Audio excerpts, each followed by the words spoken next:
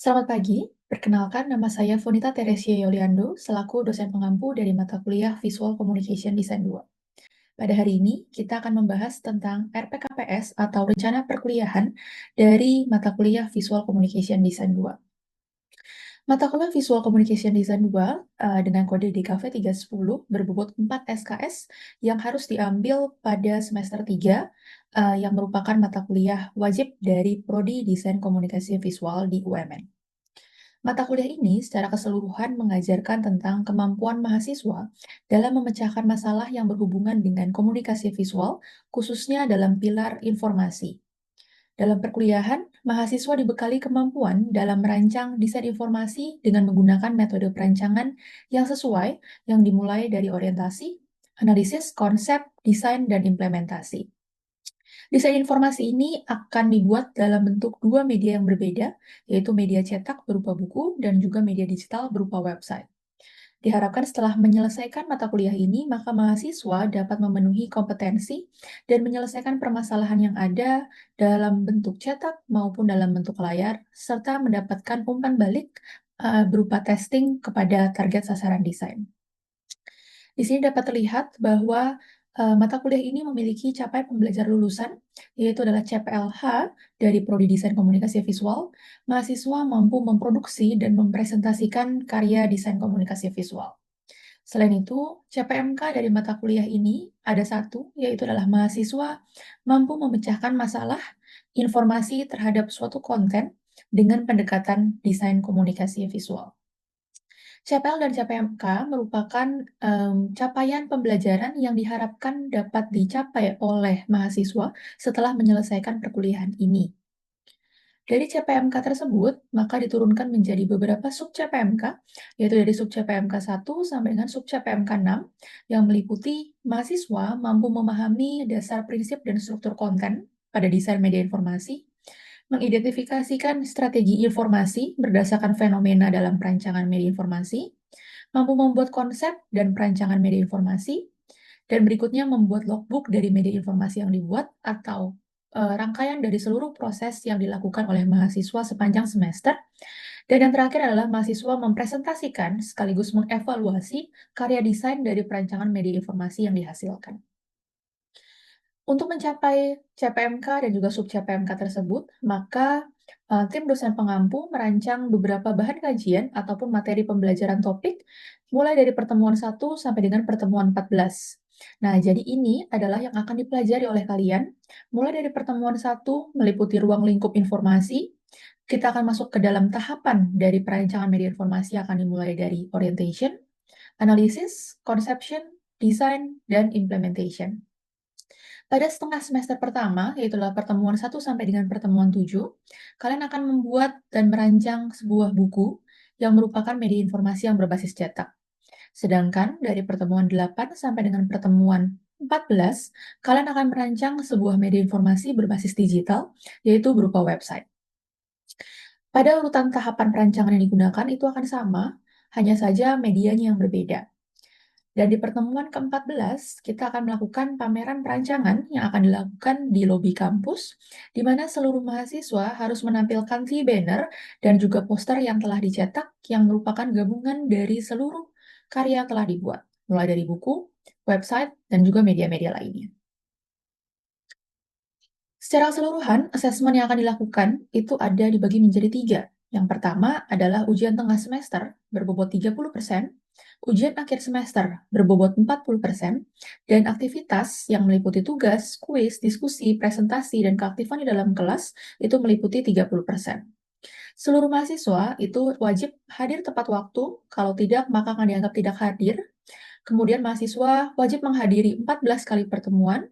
Apabila mahasiswa memang ada dalam kondisi khusus, maka diizinkan untuk melakukan absen sampai dengan maksimal 3 kali selama 14 pertemuan. Jadi mahasiswa hanya berhak mengikuti ujian akhir semester kalau hadir minimal 11 kali dari 14 kali perkuliahan. Berikutnya, kita akan membahas tentang tabel distribusi assessment terhadap CPL, CPMK, dan juga sub-CPMK. Jadi di sini kita bisa melihat bahwa akan ada total 4 tugas yang akan diambil nilainya, sehingga menjadi penilaian sumatif dengan bobot masing-masing 7,5%. Sedangkan ada tugas-tugas yang sifatnya adalah formatif, alias tidak akan menjadi penilaian, tapi akan masuk ke dalam keaktifan. Dan kemudian di sini ada UTS. UTS-nya akan terbagi menjadi 2 soal. Yang pertama adalah terkait dengan logbook atau proses, dan yang kedua itu adalah terkait dengan hasil karya buku. Sedangkan di UAS itu bobotnya adalah 40%, yang terdiri dari proses pembuatan logbook 10%, ditambah dengan karya 20%, dan yang terakhir adalah proses pameran, yaitu 10%. Secara keseluruhan dapat kita lihat bahwa bobot ini sudah disesuaikan dengan workload dari setiap mahasiswa. Maka kita dengan total ada 4 tugas, kemudian 1 UTS dan 1 UAS selama 1 semester ke depan. Batas kelulusan kalian itu adalah dengan nilai C, yaitu dengan minimum 55. Sedangkan apabila memiliki nilai D, E, maupun F, itu akan harus mengulang ataupun fail. Jadi pastikan kalian lulus dan mendapatkan nilai A sampai dengan C. Berikut adalah media-media dan juga referensi-referensi yang dapat digunakan oleh mahasiswa dalam proses pembelajaran, baik referensi utama maupun referensi pendukung. Pada referensi utama itu meliputi dari Kim Beer, Joel Katz, dan juga Robin Landa yang merupakan media utama yang menjelaskan tentang metode perancangan media informasi yang akan kita gunakan. Dalam rencana kegiatan pembelajaran mingguan, kita akan terdiri dari minggu pertama sampai dengan minggu ke-14. Pada minggu pertama, kita akan mulai dengan pembahasan dan pengenalan tentang media informasi.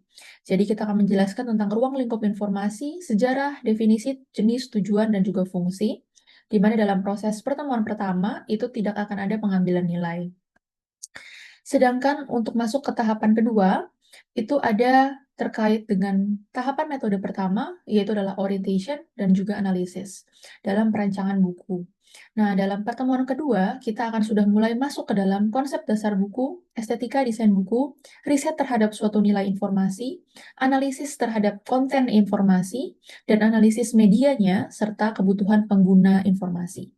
Jadi dalam pertemuan yang kedua, kita akan mulai melakukan riset terhadap konten seperti apa yang dibutuhkan, dan konten bagaimana yang cocok dengan target yang telah kita tentukan, serta media seperti apa dan visual seperti apa yang akan menjadi referensi dalam perancangan media buku tersebut. Dalam pertemuan kedua, ada pengambilan nilai 7,5% yang meliputi pengambilan nilai untuk hasil riset dari mahasiswa. Sedangkan pada pertemuan ketiga, proses tersebut akan dilanjutkan dengan perancangan kreatif brief dari visualisasi yang ada. Di sini, mahasiswa akan diminta untuk mulai membuat mind map, membuat konsep, dan juga membuat big idea dari keseluruhan perancangan buku yang akan dibuat. Karena ini masih dalam bentuk proses dan juga asistensi, maka pada pertemuan 3 tidak akan ada pengambilan nilai, tapi kita akan melakukan asistensi bersama. Selanjutnya di pertemuan keempat, kita sudah mulai masuk ke tahapan conception yang berikutnya, yaitu adalah perancangan grid, katern, dan juga sketsa untuk perancangan buku. Nah, seluruh prosesnya, baik penyusunan konten, penyusunan flat plan, itu akan dilakukan oleh mahasiswa di dalam kelas dan juga dilanjutkan di rumah. Untuk dapat diambil penilaiannya di pertemuan kelima. Jadi di pertemuan kelima, kita akan ada pengambilan nilai 7,5%, untuk seluruh proses yang sudah dilakukan, baik dari proses kreatif mind map, konsep, sampai dengan ke sketsa dan katern. Selanjutnya, pada pertemuan kelima, kita akan menjelaskan tentang apa itu infografis dan bagaimana cara membuatnya, sehingga itu perlu dimasukkan dan menjadi bahan pertimbangan dalam delivery informasi dalam buku. Nah, selanjutnya, setelah pertemuan kelima, maka kita akan masuk ke pertemuan 6, yang mana kita sudah mulai masuk ke dalam tahapan desain yang memang menjadi pokok dari perancangan ini, yaitu dimulai dari perancangan cover dan juga perancangan isi. Pada tahap pertemuan 6, itu tidak akan ada pengambilan nilai, jadi kita akan fokus kepada proses asistensi sehingga dapat dikumpulkan dengan baik pada saat ujian tengah semester. Pada pertemuan ketujuh, kita akan melakukan finalisasi dan juga implementasi. Jadi kita akan mencoba melihat dan mengevaluasi hasil perancangannya dan merencanakan dari segi budgeting buku tersebut. Apabila semua sudah diasistensikan pada pertemuan ketujuh, maka seluruh tugas tersebut dapat dikompil prosesnya di dalam bentuk logbook, dan kemudian karyanya berupa buku itu akan dikumpulkan pada periode ujian tengah semester. Mode ujian yang akan dilakukan itu adalah berupa onsite, jadi pengumpulan karya onsite di kampus berupa logbook dan juga berupa buku. Seluruh proses UTS itu akan dinilai dengan bobot 30%, dengan pembagian 70% hasil karya dan 30% nilai proses di dalam logbook. Selanjutnya, setelah UTS, maka kita akan mulai ke pertemuan ke-8, di mana kita akan mulai untuk merancang website dengan konten yang sama. Jadi, riset terhadap konten itu akan semuanya sama dengan buku, hanya saja memerlukan penyesuaian, di mana behavior yang ada dalam website dan behavior yang ada dalam buku itu tentu berbeda. Jumlah informasi dan kompleksitas informasi itu juga perlu dipertimbangkan, sehingga pada pertemuan ke-8 itu akan disesuaikan perubahan-perubahan apa yang harus dilakukan, sehingga hasil konten dan analisis tersebut akan menjadi penilaian tugas yang ketiga dengan bobot 7,5%. Pada proses ini, mahasiswa juga diminta untuk membuat sitemap dan juga flowchart dari website yang akan dibuat. Selanjutnya, pada pertemuan ke-9, itu tidak akan ada pengambilan nilai karena akan berupa proses untuk pengembangan konsep, big idea, konsep visual, dan juga referensi. Karena referensi dari bentuk buku dan website tentu berbeda, maka dalam proses ini perlu pendalaman lebih lanjut oleh mahasiswa dan akan diasistensikan. Pada pertemuan ke-10, mahasiswa akan melanjutkan prosesnya ke dalam tahapan conception yang kedua, yaitu meliputi grid dan juga low fidelity, sehingga mahasiswa sudah mulai meletakkan elemen-elemen desain website di dalam sebuah layout. Dan dilanjutkan ke pertemuan 11, di mana akan dilakukan pengambilan nilai yang kedua, untuk website dengan topik high fidelity homepage. Jadi kita akan fokus untuk menyelesaikan high fidelity dari homepage saja dan kemudian akan dinilai berdasarkan rubrik penilaian yang berlaku. Nah, apabila homepage-nya sudah selesai, maka kita sudah mendapatkan key visual. Nah, key visual tersebut akan dilanjutkan ke dalam page-page yang lainnya, atau kita menyebutnya sebagai content page, di pertemuan 12, 13, dan diselesaikan atau difinalisasi pada pertemuan ke-14. Jadi, sampai dengan pertemuan 13, diharapkan mahasiswa sudah menyelesaikan seluruh perancangan high fidelity dan sudah melakukan proses asistensi minimal 2 kali kepada dosen pengampu. Nah, pada pertemuan ke-14, mahasiswa akan sudah melakukan tahapan terakhir dari metode perancangan, yaitu adalah implementation. Pada tahap implementation, mahasiswa akan harus mulai melakukan evaluasi hasil perancangan desain website tersebut dan melakukan testing. Meskipun testing yang dilakukan hanya baru alpha testing, tapi ini dapat menguji apakah website yang dibuat tepat guna dan sudah efektif dengan experience yang bersifat instinktif bagi para penggunanya. Pada pertemuan ke-14, mahasiswa akan diminta untuk melakukan pameran pada suatu hari yang sudah ditentukan di akhir minggu, yang akan dilakukan di dalam lobi kampus. Nah, mahasiswa akan menyiapkan T-banner dan juga poster berukuran A2 berisi kompilasi dari seluruh buku, website, dan juga QR code untuk melakukan testing. Nah, harapannya dengan adanya pameran ini, maka mahasiswa terbiasa untuk memberikan exposure terhadap karyanya, bangga terhadap hasil proses karyanya, dan melakukan peer assessment antara satu teman dengan teman yang lainnya. Nah, setelah itu semua selesai, maka kita akan melanjutkan dengan UAS. Ditutup dengan ujian akhir semester yang terdiri dari 3 hasil yang harus dikumpulkan, yaitu yang pertama adalah nilai pameran karya, desain sistem, dan juga logbook. Dengan bobot total adalah 40% dari seluruh total UAS. Nah, untuk tugas-tugas yang sudah dijelaskan tadi, mulai dari tugas pertama, tugas kedua, tugas ketiga, sampai dengan tugas keempat, berikut adalah detail dan juga rubrik penilaian yang akan dilihat dan dinilai oleh masing-masing dosen pengampu. Jadi untuk tugas terkait dengan riset, maka yang dinilai itu adalah riset terhadap konten, kebutuhan pengguna, riset artistik, dan juga strategi. Sedangkan pada tugas yang kedua, dengan bobot yang sama 7,5%, yang dinilai adalah ide dan konsep, visualisasi, serta efektivitas pesan. Untuk UTS, itu dengan bobot 30%, terdiri dari 2 karya, yaitu adalah proses dalam bentuk logbook, dan juga hasil buku berupa A5 softcover. Dilanjutkan dengan tugas ketiga pada pertemuan 8 dengan bobot yang masih sama 7,5%, yang dinilai adalah riset terhadap konten dan kebutuhan pengguna, riset artistik, dan juga strategi sitemap dan flowchart. Tugas yang terakhir atau tugas yang keempat, itu adalah sama 7,5% dengan rubrik penilaian ide dan konsep 30%, visualisasi website 40%, dan kerapihan elemen visual itu 30%. Ditutup dengan UAS atau ujian akhir semester berupa proses karya dengan bobot 25%, hasil website bobotnya adalah 50%, dan poster pameran itu berbobot 25%. Jadi, itu adalah keseluruhan dari capaian pembelajaran mata kuliah VCD 2 atau Visual Communication Design 2 yang berfokus pada pilar informasi. Oke, halo selamat siang semuanya. Siang. Oke, hari ini kita akan mulai untuk pertemuan kita dari mata kuliah Visual Communication Design 2, which is kita akan fokusnya adalah ke media-media informasi. Nah, ada yang tahu nggak sih jenis-jenis media informasi itu apa aja sih? Koran, poster, majalah, media sosial, website, banner, banyak ya. Jadi yang namanya media informasi itu banyak banget medianya. Nah, karena terlalu banyak, kalian nggak mungkin membuat semuanya. Maka di mata kuliah ini kita akan memfokuskan untuk membuat media yang digital yang selalu setiap hari mungkin kalian buka, which is adalah website. Oke, jadi ini adalah tim dosen dari mata kuliah Visual Communication Design 2 yang saya sebagai koordinatornya. Kemudian di sini kita akan membahas tentang RPKPS. Jadi tentu kalian tahu tentang apa sih tujuan dari mata kuliah VCD 2 itu sendiri.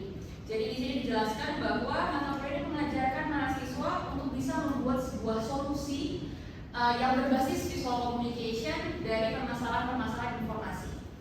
Nah, di sini kita bisa melihat dari LO, CLO sampai ke learning outcome. Jadi kalau learning outcome itu adalah goalnya apa sih yang bisa kalian dapatkan setelah kalian selesai dari mata kuliah ini. Nah, ini adalah course online dari week 1, week 2, week 3, week 4, week 5 sampai dengan kita di week ke-14. Nah, hari ini kebetulan kita udah sampai di week ke-8, which is itu akan kita mulai dengan pengenalan apa itu website. Nah, untuk mata kuliah ini sendiri itu akan terbagi menjadi 3 penilaian. Jadi mulai dari nilai aktivitas 30%, nilai UTS 30%, dan juga nilai UAS 40%. Rules-nya jangan sampai lupa ya semuanya, bahwa di dalam mata kuliah ini batas kehadiran kalian harus selalu hadir, maksimum ketidakhadiran adalah 3 kali, dan juga dilarang keras untuk melakukan plagiarisme baik dari karya-karya yang ada di internet, karya-karya temannya, dan sebagainya. Dan untuk semua tugas harap dikerjakan dengan sebaik-baiknya karena bobot persentasenya cukup besar, yaitu adalah 30%. Nah, yang terakhir, kalau dalam kuliah ini mohon untuk selalu aktif, bisa menjawab, bisa bertanya, bisa apapun itu, kita yang penting aktif dalam berdiskusi. Oke, kita akan mulai untuk materinya. Sebelumnya ada yang mau ditanyakan atau mau disampaikan terlebih dahulu, teman-teman?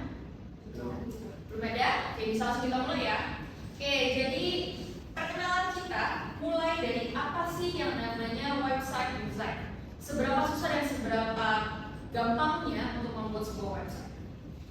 Subtopik yang kita bahas hari ini itu dalam meliputi website design, sitemap, dan juga flowchart. Apa sih mereka berdua akan kita pelajari lebih lanjut. Ini adalah buku-buku referensi yang akan digunakan, dan kalian bisa mengakses buku-buku ini di library kita maupun ada digitalnya yang sudah kita share di dalam e-learning. Jadi silahkan kalian download supaya just in case kalian membutuhkan di waktu yang akan datang, harap pelajari. Oke, jadi VCD itu dimulai dari mata kuliah sifatnya dari identitas yang sudah kalian lewati semester lalu. Di semester ini kita akan fokus kepada information dan akan dilanjutkan dengan persuasion. Pada mata kuliah ini kita akan menggunakan metode desain yang berbasis dari Robin Landa, yaitu terdiri dari 5 tahap, mulai dari orientation, analysis, concept, design, sampai ke implementation. Nah, kita mulai dari tahap yang pertama ya semuanya, mulai dari tahapan orientation. Oke, apa sih website design? Jadi website design itu dimulai dari entah bertahun-tahun yang lalu oleh Nielsen namanya. Jadi Nielsen itu mendeskripsikan bahwa website itu adalah sebuah media yang dapat digunakan untuk mencari informasi dan juga bertukar informasi. Jadi kalau dibilang apakah website itu interaktif media? Iya atau enggak? Yes. Why? Kenapa? karena ada interaksi sama audiens. Betul. Jadi yang disebut sebagai interaktif media itu artinya adalah interaksinya nggak cuma satu arah, tapi interaksi adalah 2 arah. Kita mendapatkan respons dari websitenya dan kita memberikan input kepada websitenya. Nah, dari situ kita bisa melihat bahwa historinya website itu sudah dari tahun 1991. Jadi kalau dibilang apakah ini suatu teknologi yang modern? Yes, maybe, tapi sebenarnya sudah dimulai dari zaman dulu. Nah, dari history tersebut oleh Sir Timothy John Berners-Lee, dia mengembangkan yang namanya sebuah website design. Jadi kalau kita mengenal ternyata website design sekarang ada Web 2.0, 3.0, 4.0, nah itu adalah pengembangan dari tahun 1991. Tapi basically yang namanya sebuah website design itu ada dua prinsip yang tidak bisa dilepaskan dari apapun, kapanpun, dimanapun. Yang pertama adalah interaksinya harus mudah.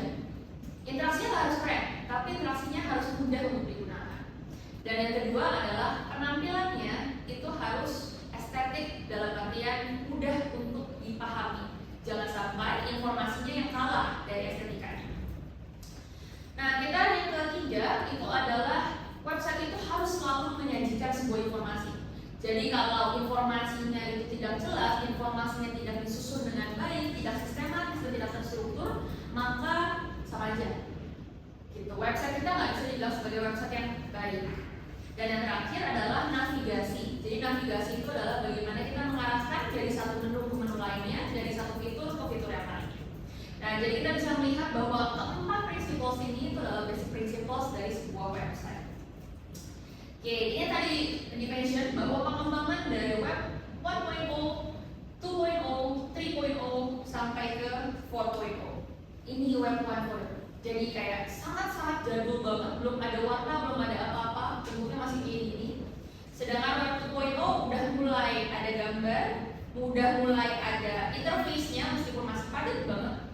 Dan web 2.0 kalau kalian ada mungkin yang pernah mengalami masa-masa Friendster, mungkin di orang tua kalian atau mungkin di kakak kalian itu ada yang namanya Friendster. Itu kekinian banget dari sosial media pertama kali. Dan kemudian sampai ke web 3.0 dan yang sekarang kita kenal adalah sebagai web 4.0. Jadi kita sekarang sudah bisa ke IKEA, kemudian melihat bisa nge-set nih augmented reality gitu, kemudian bisa virtual reality dan macam-macam. Oke, nah sekarang kita akan lanjut ke elemen-elemen apa saja yang ada di dalam website. Jadi yang pertama yang paling penting itu adalah bagaimana kalian layout ataupun mengkomposisikan setiap elemen yang ada di dalam sebuah website. Nah di sini siapa yang pernah pakai grid? Oke, apa sih grid itu? Garis bantuan untuk apa nih? Buat bikin layout. Oke, garis bantuan untuk bikin layout. Biasanya di dalam grid itu ada apa aja sih garisnya disebutnya? Udah kolom, rows, margin, gutter. Oke, udah pinter-pinter. Oke, jadi di dalam layout sebuah website itu ada banyak sekali jenis-jenisnya. Jadi kalau basic terms-nya ada margin, ada column, ada row, ada gutter. Kalian udah tahu semua tentang itu. Tapi di sini ada grid systemnya. Nah, grid system mungkin yang pernah kalian dengar adalah modular. Ya, favorit semua orang. Jadi ada yang namanya block grids, hollow grids, modular grids, dan juga hierarchical. Nah, sebelum kita sampai ke modular, karena modular itu sesuatu yang sifatnya lebih advance ya. Jadi kalian gak bisa sembarang mengaku saya memakai modular. Nah, kita akan belajar dari yang paling common. Jadi ini pembagiannya mulai dari column, rows, gutter, sampai ke margin.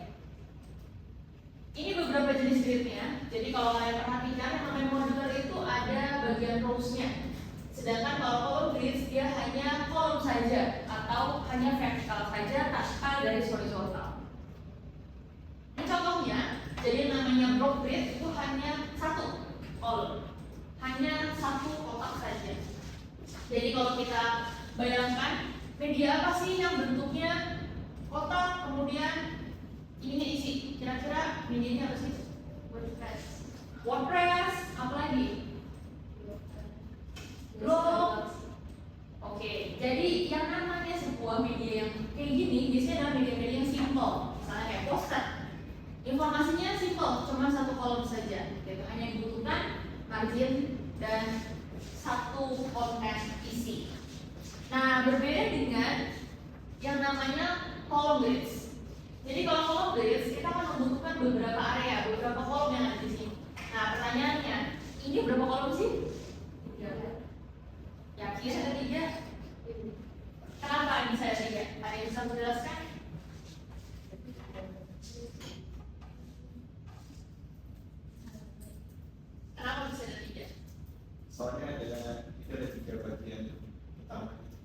karena ada 3 section sehingga kita butuh garis bantunya juga ada 3.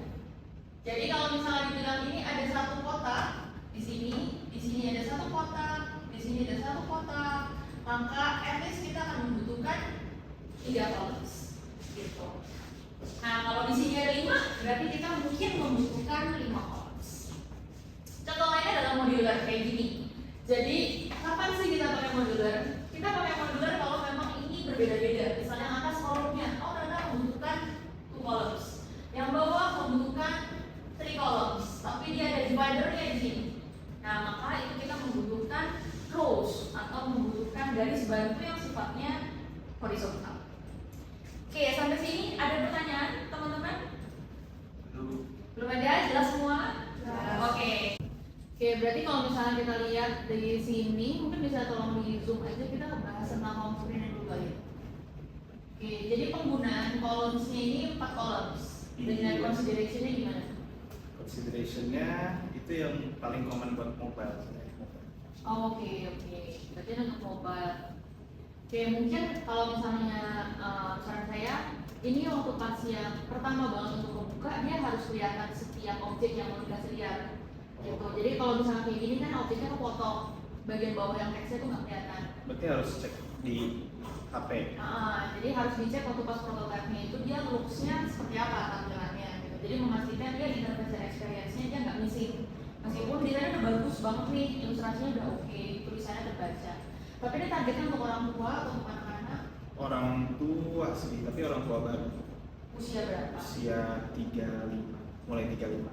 Oke, jadi usia 35 tahun itu perlu dicek juga. Ini apakah teks yang kecil di body text itu readability dan legibility terbaca atau enggak? Karena kan ukuran di mobile kan cukup kecil. Sedangkan kalau orang tua mungkin akan baca ya harus dengan detail dan membacanya panjang kalimatnya gitu. Jadi sudah cukup kompleks informasi yang diberikan, maka harus bisa dipastikan itu mudah dibaca. Gitu. Berarti harus tes ke orang tua. Yes. Sebenarnya untuk semuanya juga, kalau yang namanya website design itu baik mau dia bentuknya desktop ataupun mobile, itu memang supposed to be harus di testing. Jadi kalian bisa melakukan testing dengan alpha testing. Jadi di tes ke teman-teman kalian aja, nggak harus sesuai dengan target, tapi juga bisa dilakukan beta testing. Jadi kalau beta testing itu dilakukan ke target yang spesifik. Jadi kalau tadi targetnya umur Orang tua 35. oke, orang tua usia 35 tahun ke atas, berarti ya memang harus diteskan ke yang usia segitu. Gitu. Jadi supaya bisa melihat experience-nya itu ngerti apa enggak, ini memang harus di scroll atau ada klik. Kalau interaktivitasnya hanya scrolling saja? Sejauh ini scrolling sih di bentar prototype, buka prototype.